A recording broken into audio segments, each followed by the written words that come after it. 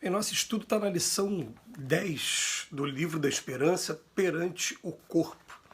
Começa com o Evangelho de Mateus, capítulo 5, versículo 13. Vós sois o sal da terra, e se o sal for insípido, com que se há de salgar? E um texto extraído do capítulo 5 do Evangelho segundo o Espiritismo, o texto 26. Torturar e martirizar voluntariamente o vosso corpo é contrariar a lei de Deus que vos dá meios de os sustentar e fortalecer. Enfraquecê-lo sem necessidade é um verdadeiro suicídio. Usai, mas não abuseis, tal a lei. Frequentemente atribuís ao corpo as atitudes menos felizes que te induzem à queda moral e por isso diligencias enfraquecê-lo ou flagelá-lo a pretexto de evitar tentações. Isso, porém, seria o mesmo que espancar o automóvel porque o motorista dementado se dispusesse a utilizá-lo no crime, culpando-se a máquina pelo desvio do condutor. Muitos relacionam as doenças que infelicitam o corpo, quase todas por decídia do próprio homem, olvidando contudo que todos os patrimônios visíveis da humanidade na Terra foram levantados através dele. Sócrates legou nos ensinamentos filosóficos de absoluta originalidade, mas não conseguiria articular sem auxílio da boca. Miguel Ângelo plasmou obras-primas, imortalizando o próprio nome, entretanto não lograria concretizá-la sem o uso dos braços. Desde Colombo, arriscando-se ao grande oceano para descortinar terras novas, aos astronautas dos tempos modernos que se lançam arrojadamente no espaço cósmico, é com os implementos físicos que se dirigem os engenhos de condução. Da prensa de Gutenberg às rotatividades de hoje, ninguém compõe uma página sem que as mãos funcionem ativas. Do alfinete ao transatlântico e do alfabeto à universidade, no planeta terrestre, tudo efetivamente é levado a efeito pelo espírito, mas por intermédio do corpo. E sem dúvida que pensamentos e planos sublimes ainda agora fulguram em torno dos homens com respeito à grandeza das civilizações do porvir. Contudo, essas ideias gloriosas estão para a realidade humana, assim como a sinfonia na pauta está para a música no instrumento. Do ponto de vista físico, é necessário que a inteligência lhes dê o curso necessário e a devida interpretação. És um espírito eterno em serviço temporário no mundo. O corpo é teu refúgio e teu bastão, teu vaso e tua veste, tua pena e teu buril, tua harpa e tua enxada. Abençoa, pois, o teu corpo e ampara-lhes as energias para que ele te abençoe e te ampare no desempenho de tua própria missão. A gente lembra que no Evangelho segundo o Espiritismo, a gente vai encontrar um texto que tem por título Cuidar do Corpo e do Espírito. E ele vem inicialmente trazer a informação para a gente de que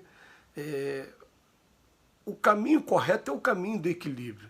Nem fazer igual as ascetas que mortificavam o próprio corpo em detrimento do espírito, e nem também viver uma vida mundana, material, voltado o tempo todo para os prazeres da carne, nenhum nem outro. Né? A gente precisa desse corpo aqui, desse vaso sagrado, para poder estar exercitando as nossas virtudes, desenvolvendo esses valores que o Evangelho traz para a gente. E mais ainda, a gente vai descobrindo através dos espíritos que esse corpo aqui, ele acaba sendo um caminho de mão dupla. O que eu faço com o corpo repercute no espírito, e daqui a pouco o espírito vai estar imprimindo no corpo também o que eu fiz com o corpo também. Vamos lá, para a gente poder explicar melhor. O desgaste que eu estou implementando agora, se ele está sendo para o bem, está sendo realmente com um fim útil, ele está fazendo o meu espírito progredir, ele está fazendo o meu espírito iluminar e preparar para daqui a pouco estar tendo acesso a novas moradas. Agora, o desgaste que eu estou fazendo dele de maneira inútil, preso aos vícios, às vezes de maneira indireta, né? Ou às vezes até mesmo de maneira intencional, como o Emmanuel fala aqui no primeiro parágrafo, né? Que tem gente que martiriza mesmo o próprio corpo, acreditando que o corpo é culpado por suas quedas, pelas tentações. Ele faz até a comparação, seria a mesma coisa que o motorista que a pessoa querer quebrar o carro por conta do motorista. Não foi o carro, foi o motorista. Mas se eu faço isso intencionalmente com o meu corpo, eu trago consequências graves para mim no futuro. E os espíritos são bem taxativos com relação a isso.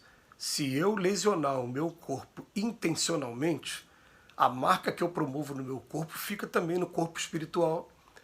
Se eu desencarnar agora e tiver que reencarnar daqui a pouco, eu vou trazer essa marca, né, que eu promovi no meu corpo na próxima experiência que eu tiver na carne. E são alguns espíritos, vários espíritos que confirmam, sem exceção, na próxima experiência.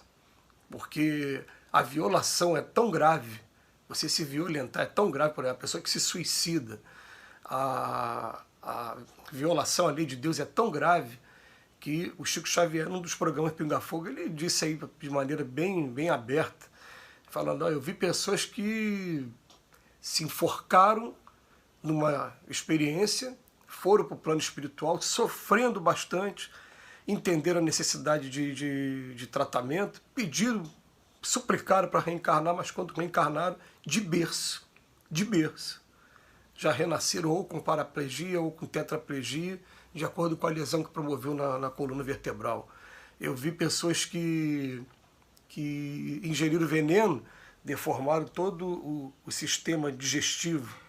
Eu vi pessoas que se afogaram e renasceram com enfisema pulmonar, com problemas gravíssimos.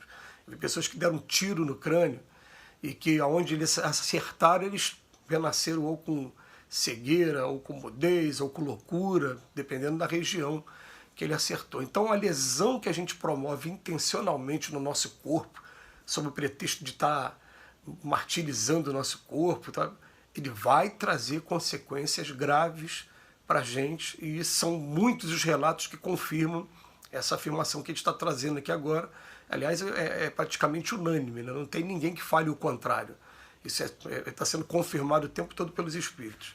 A gente precisa estar cuidando, então, desse corpo como uma fonte que vai dar oportunidade para a gente estar realizando as coisas aqui na Terra, porque o aprendizado da Terra é o quê? A gente fica ali no plano espiritual um tempo, a gente tem a consciência do quanto a gente já evoluiu, do quanto a gente precisa evoluir, se prepara e vem para cá, para a matéria. Chega aqui na matéria, a gente tem essa bênção aí do esquecimento do passado, para poder recomeçar, a gente tem essa oportunidade toda aí nova. Então, Emmanuel também aproveitou uma parte do estudo para dizer, olha, que todas as grandes obras que estão acontecendo aqui no mundo foram feitas por mãos, por boca, por pés, por braços. A gente precisa desse instrumento físico aqui para poder estar promovendo o progresso, a evolução do mundo que a gente vive. Então, martirizando de alguma maneira esse corpo de maneira inútil, a gente vai deixar aqui bem claro, de maneira inútil, porque tem algumas martírios que realmente eles têm um objetivo, tá ali, é para um bem comum, né? A gente vai ver que esse realmente, o maior de todos é o martírio até do próprio Cristo.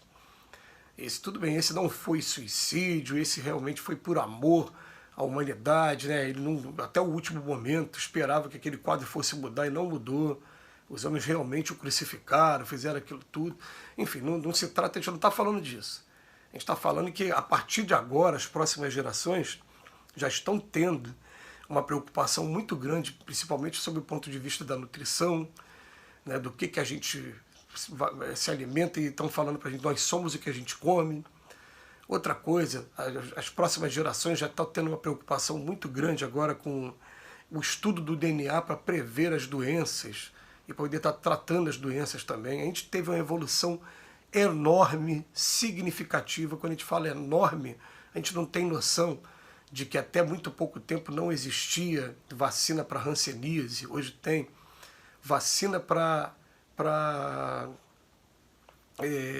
o coquetel para AIDS, né? Hoje tem também. Hepatite hoje já está sendo curada, né? Então, quer dizer, algumas doenças que são consideradas muito graves. A gente lembra de uma época que as pessoas morriam de tuberculose ou morriam de sífilis. Hoje tem vacina. O progresso foi enorme nesse ponto. Foi enorme de um tempo para cá. Mostrando que realmente o mundo está regenerando. E tem muita gente que acha que a gente está caminhando para o fim de uma era, para iniciar uma nova era de um planeta regenerado. Mas agora está na hora de a gente abrir os olhos e começar a cuidar do nosso corpo para ajudar o espírito a realizar as coisas na matéria e progredir também. Que Jesus nos abençoe hoje e sempre.